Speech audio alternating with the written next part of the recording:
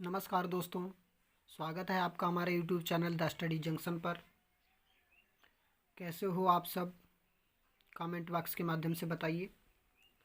हाजिर हूँ मैं एक नई क्लास के साथ, जिसमें आज हम एक नई प्रश्नावली शुरू करने वाले हैं।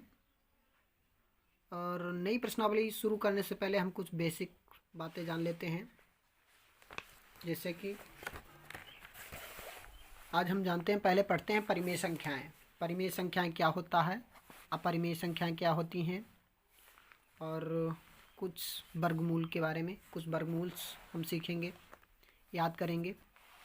ठीक है, तो ये हमने पहले से नोट करके रखे हैं, समझाते हैं एक एक करके आपको सही से, धीरे से।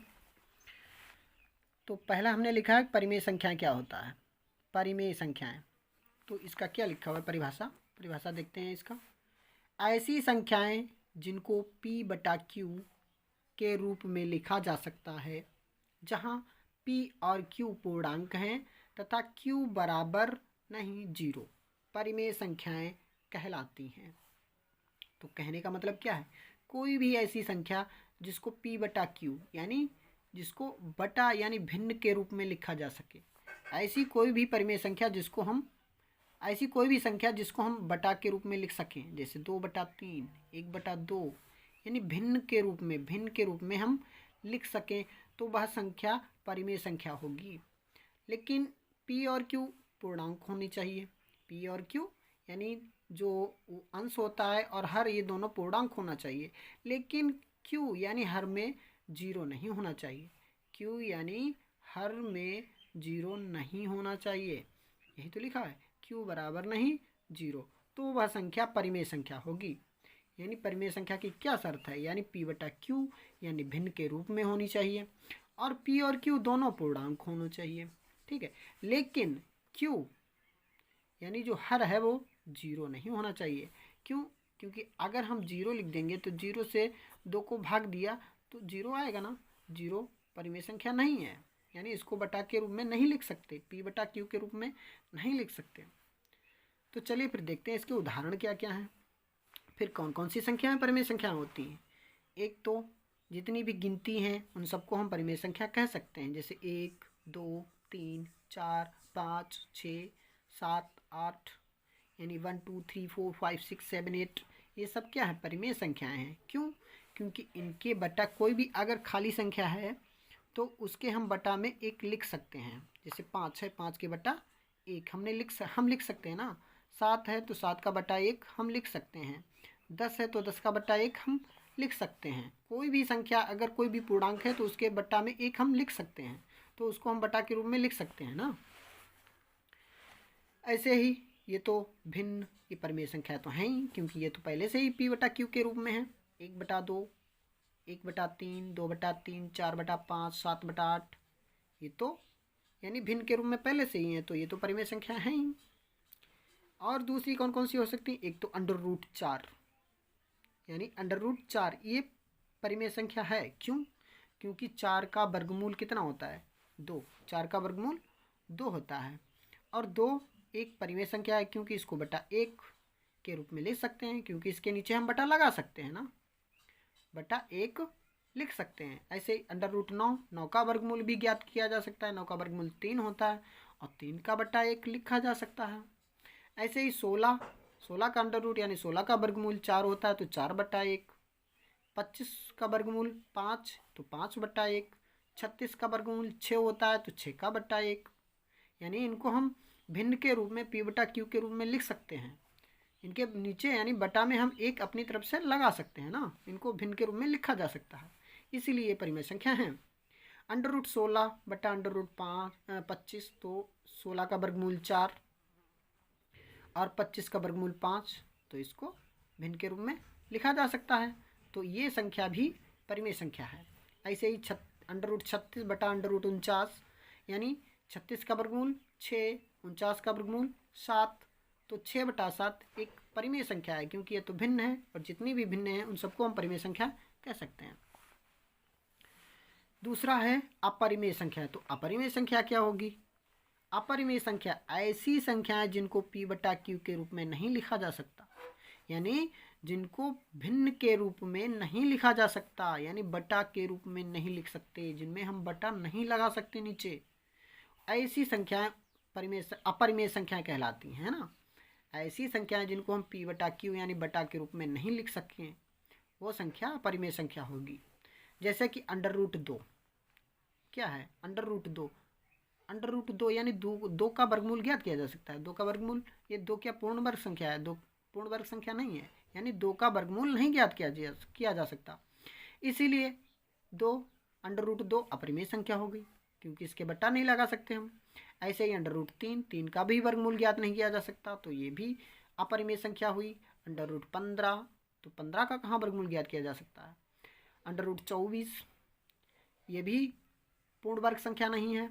तो जितनी भी ऐसी संख्याएं जिनका हम वर्गमूल नहीं ज्ञात कर सकते, यानी पूर्ण वर्ग संख्या नहीं होती हैं, जिनका पूरी तरह से वर्गमूल नहीं ज्ञात किया जा सकता है, वे सारी संख्याएं अपरिमेय संख्याएं होंगी। ऐसे √36 बटा √45, √7 बटा √9, यानी √7 बटा 9, यानी इनमें से किसी भी संख्या का पूरी तरह से वर्गमूल ज्ञात नहीं किया जा सकता, इसीलिए ये सारी संख्याएं अपरिमेय संख्याएं कहलाती हैं। तो हमने क्या समझा है कि कोई भी ऐसी संख्या जिसका वर्गमूल ज्ञात नहीं किया जा सके, वह संख्या अपरिमेय संख्या होगी, क्योंकि हम उसको बटा के रूप में नहीं लिख सकते, p बटा q के रूप में नहीं लिख सकते। ठीक है, तो ये नोट है कि पाई को एक अपरिमेय संख्या माना जाता है, ये याद रखिए आप, यानी पाई को एक अपरिमेय संख्या माना जाता है। वैसे पाई का मान 22/7 होता है, यानी उस हिसाब से अपरिमेय संख्या होती है, लेकिन पाई एक अपरिमेय संख्या है। एक और पॉइंट है, ये भी याद रखिए, जो आगे जब हम क्वेश्चन सॉल्व करेंगे तो ये काम आएगा। अपरिमेय संख्या तथा परिमेय संख्या कभी बराबर नहीं होती। ठीक है, अपरिमेय संख्या तथा परिमेय संख्याएं कभी बराबर नहीं होती, ये भी याद रखिए। ठीक है, अब हमने कुछ वर्गमूल यहाँ पर लिख दिए हैं, ये वर्गमूल सभी को याद होना चाहिए। कंठस्थ हाई स्कूल के स्टूडेंट हो तो इतने तो वर्गमूल याद होने ही चाहिए, रट लो इनको। चलिए हम एक बार बोल के बता देते हैं आपको। जैसे 1 का वर्गमूल 1 होता है, 4 का वर्गमूल 2 होता है, 9 का वर्गमूल 3 होता है, 16 का वर्गमूल 4 होता है, 25 का वर्गमूल 5 होता है, 36 का वर्गमूल 6 होता है, 49 का वर्गमूल 7 होता है, 64 का वर्गमूल 8 होता है, 81 का वर्गमूल 9 होता है, 100 का वर्गमूल 10 होता है, 121 का वर्गमूल 11 होता है, 144 का वर्गमूल 12 होता है, 169 का वर्गमूल 13 होता है, 196 का वर्गमूल 14 होता है, 225 का वर्गमूल 15 होता है, 256 का वर्गमूल 16 होता है, 289 का वर्गमूल 17, 324 का वर्गमूल 18, 361 का वर्गमूल 19, 400 का वर्गमूल 20, 441 का वर्गमूल 21,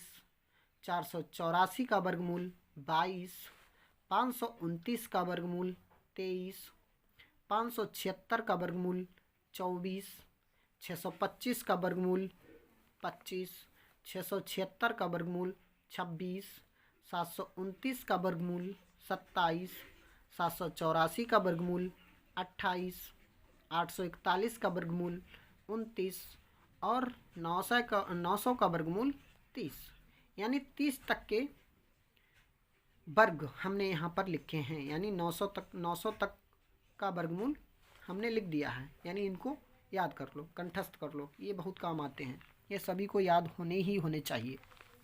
ठीक है, चलिए फिर बढ़ते हैं प्रश्नावली की तरफ। प्रश्नावली का फर्स्ट क्वेश्चन क्या कहता है, आज है प्रश्नावली 1.3 यानी 1.3। तो देखते हैं, पहला क्वेश्चन है कि सिद्ध कीजिए कि √3 - 1 अपरिमेय संख्या है, यानी सिद्ध कीजिए कि √3 - 1 एक अपरिमेय संख्या है। तो हम वैसे भी देखते हैं, यानी देखें चेक करें तो √3 यानी 3 का वर्गमूल ज्ञात किया जा सकता है, यानी 3 पूर्ण वर्ग संख्या नहीं है।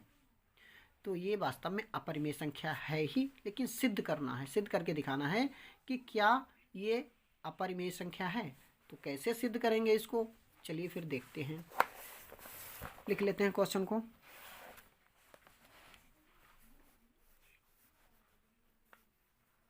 क्या है, सिद्ध कीजिए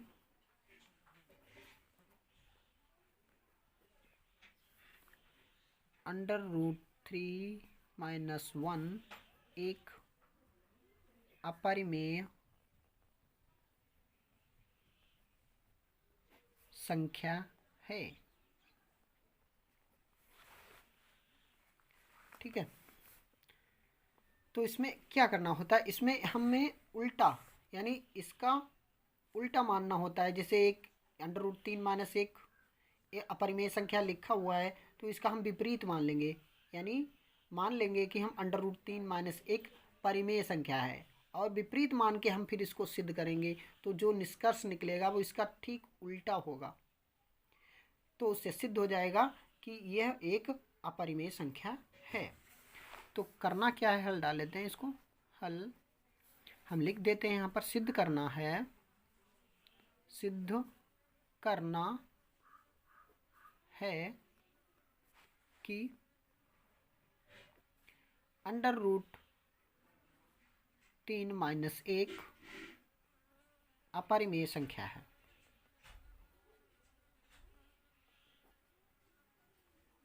यही तो सिद्ध करना है हमें, √3 - 1 अपरिमेय संख्या है। तो कैसे है ये सिद्ध करना है हमें। तो मान लेते हैं, इसका विपरीत मान लेंगे कि ये √3 - 1 परिमेय संख्या है। तो हम मान लेते हैं, माना √3 - 1 एक परिमेय संख्या है, परिमेय संख्या है। ठीक है, तब आगे क्या करना है, तो √3 - 1 बराबर इसके एक ऐसी संख्या हम लिख देते हैं जो परिमेय है, क्योंकि हमने इसको परिमेय मान लिया, तो इसके बराबर में एक परिमेय संख्या लिखेंगे।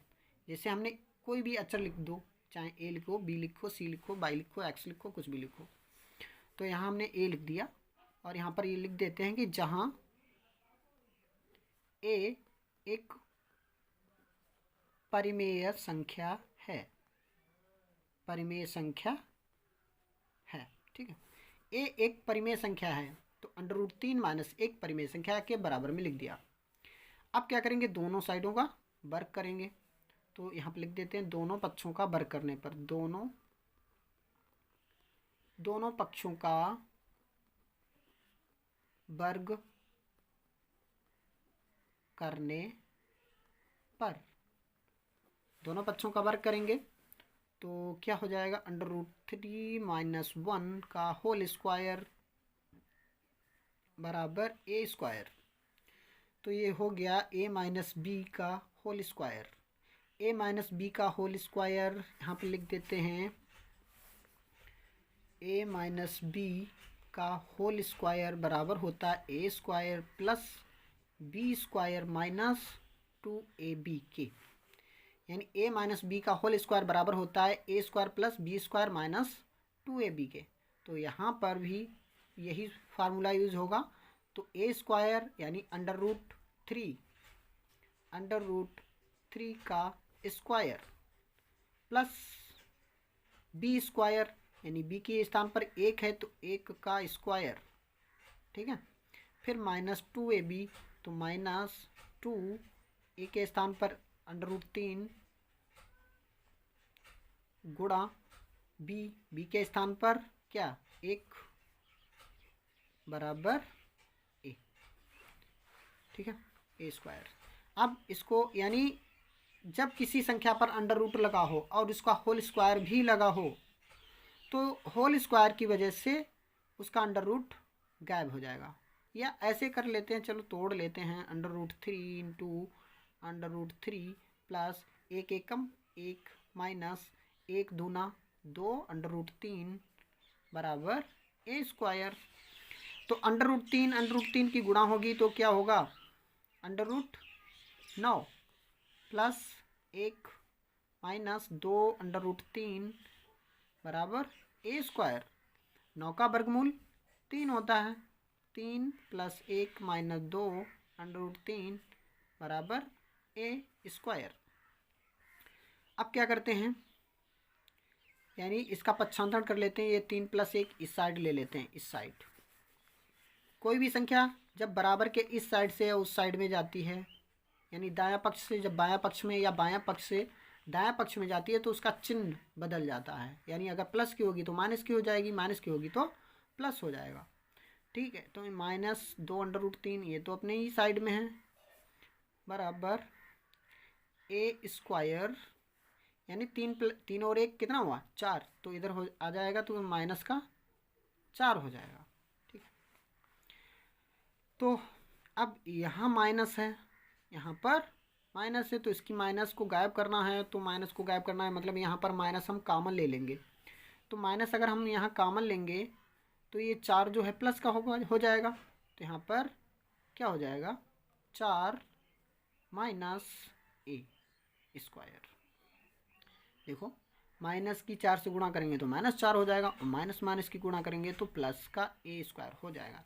ठीक है, और माइनस से माइनस कैंसिल हो जाएगा, क्या बचेगा 2 अंडर रूट 3 बराबर 4 माइनस ए स्क्वायर, यही तो बचेगा।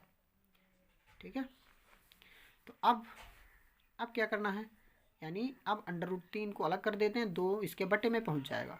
अंडर रूट 3 बराबर 4 माइनस ए स्क्वायर बट्टा 2।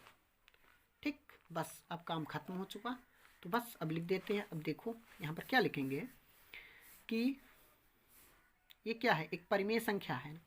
ये एक परिमेय संख्या है, क्यों, क्योंकि ये बटा के रूप में है, तो ये परिमेय संख्या है। तो लिख देते हैं यहाँ पर कि 4 माइनस ए स्क्वायर बटा 2 एक परिमेय संख्या है, एक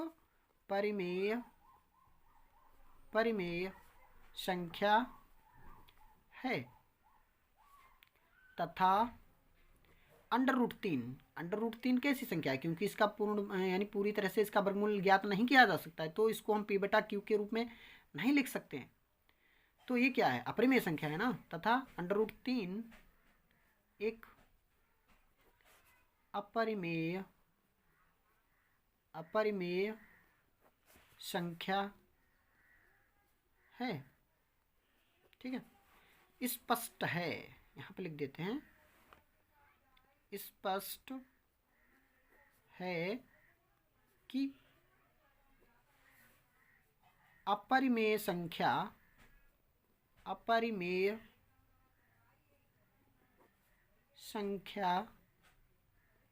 तथा परिमेय संख्या कभी बराबर नहीं होती है, अभी हमने पढ़ा ये कि अपरिमेय संख्या है तथा परिमेय संख्या कभी बराबर नहीं होती है। तो अगर ये परिमेय संख्या है तो इसके बराबर ये परिमेय संख्या, यानी इसके ये क्या लिखा है कि अपरिमेय संख्या कभी परिमेय संख्या के बराबर नहीं होती, तो ये जो है इसके बराबर नहीं हो सकती, यानी ये भी परिमेय संख्या नहीं हो सकती ना, क्योंकि जब ये परिमेय संख्या है तो ये भी परिमेय संख्या होनी चाहिए, लेकिन ये कैसी है, अपरिमेय संख्या। तो लिख देते हैं, अतः अंडर रूट 3 - 1 एक अपरिमेय संख्या है, अपरिमेय संख्या है। यानी अगर ये परिमेय संख्या है तो इसके बराबर में एक परिमेय संख्या ही होनी चाहिए। तो क्या ये परिमेय संख्या है, नहीं ना, तो ये अपरिमेय संख्या है। ठीक है, तो सिद्ध होता है कि अंडर रूट 3 - 1 एक अपरिमेय संख्या है। तो उम्मीद है कि आपको सही से समझ में आया है। तो देख लीजिए एक बार फिर से नज़र डाल के। फिर बढ़ते हैं अगले क्वेश्चन की तरफ।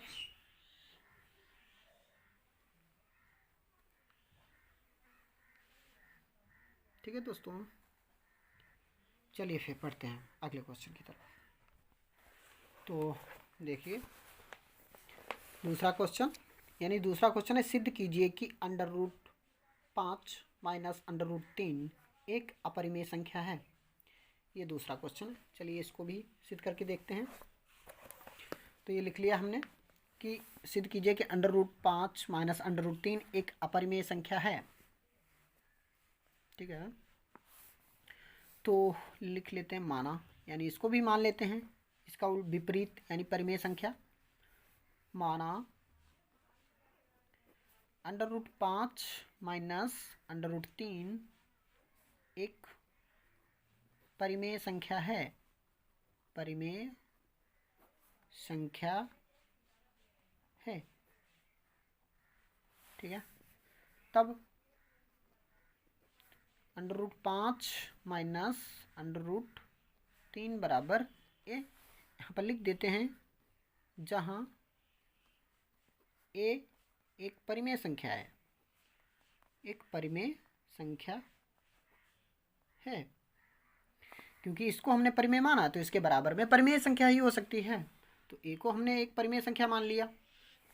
ठीक है, तो वर्ग करने पर यहाँ लिख देते हैं, वर्ग करने, सॉरी यहाँ पर साफ लिख देते हैं, वर्ग करने पर, वर्ग करने पर तो √5 माइनस √3 का होल स्क्वायर बराबर ए का स्क्वायर।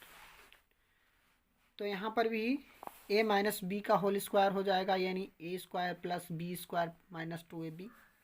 तो ए स्क्वायर का मतलब क्या है, √5 का स्क्वायर प्लस बी स्क्वायर यानी √3 का स्क्वायर माइनस 2ab, तो -2 गुणा √5 गुणा बी का मान कितना है, √3 बराबर ए स्क्वायर। तो अब इसका अगर हम डबल बार गुणा करेंगे, √5 गुणा √5, चलो कर लेते हैं, √5 गुणा √5 प्लस इसका करेंगे √3 गुणा √3 माइनस 2, इनकी हम गुणा कर लेते हैं, √15 हो जाएगा, √15 बराबर ए स्क्वायर। तो √5 की गुणा करेंगे, √25 प्लस √9 माइनस 2 √15 बराबर ए स्क्वायर। ठीक है, तो 25 का वर्गमूल 5 होता है, प्लस 9 का वर्गमूल 3 होता है, माइनस 2 √15 बराबर ए स्क्वायर। तो जोड़ लेते हैं, 5 3 8 माइनस 2 √15 बराबर ए स्क्वायर। तो इसको 8 को हम इस साइड यानी इस पक्ष में ले लेते हैं, तो यहाँ पर -2 √15 बराबर हो जाएगा ए स्क्वायर। 8 इस साइड आएगा तो माइनस का 8 हो जाएगा। पिछले क्वेश्चन की तरह से इसमें भी हम माइनस कॉमन ले लेंगे, क्योंकि इसकी माइनस को ख़त्म करना है। तो -2 √15 बराबर, इसमें माइनस कॉमन ले लीजिए, तो 8 इधर आएगा, -8, फिर उसके बाद माइनस ए स्क्वायर। ठीक है, तो माइनस से माइनस कट जाएगा, माइनस से माइनस कट जाएगा, बचेगा 2 √15 बराबर 8 माइनस ए स्क्वायर। ठीक है, तो √15 बराबर हो जाएगा 8 माइनस ए स्क्वायर बटा 2। ठीक, तो ये क्या निकली, ये एक परिमेय संख्या है और ये एक अपरिमेय संख्या है ना। ये तो जानते हैं कि यह एक अपरिमेय संख्या है और यह एक परिमेय संख्या है। सिद्ध हो गया। तो लिख देते हैं अब 8 माइनस ए स्क्वायर बटा 2 एक परिमेय संख्या है, परिमेय संख्या है, लेकिन लेकिन √15 एक अपरिमेय संख्या है, एक अपरिमेय संख्या है। यहाँ पर लिख दीजिए कि हम जानते हैं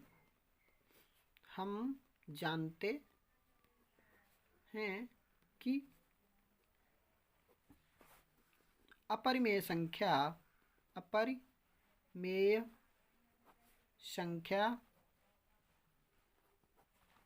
तथा परिमेय संख्या कभी बराबर नहीं होती, है। ठीक है, ये फैक्ट जरूर याद रखिएगा।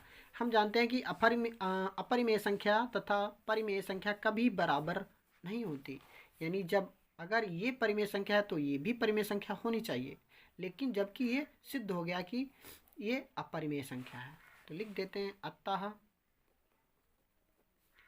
√5 माइनस √3 एक अपरिमेय संख्या है।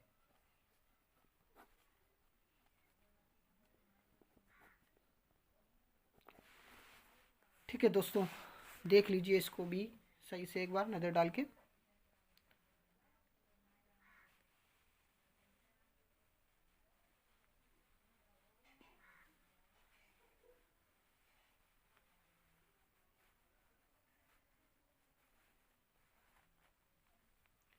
तो दोस्तों, कैसी लगी आज की क्लास? उम्मीद है कि आपको पसंद आई होगी। अगर ये वीडियो आपको पसंद आया है तो लाइक, सब्सक्राइब और शेयर ज़रूर करिएगा। मिलते हैं अगले वीडियो में, तब तक के लिए गुड बाय, जय हिंद।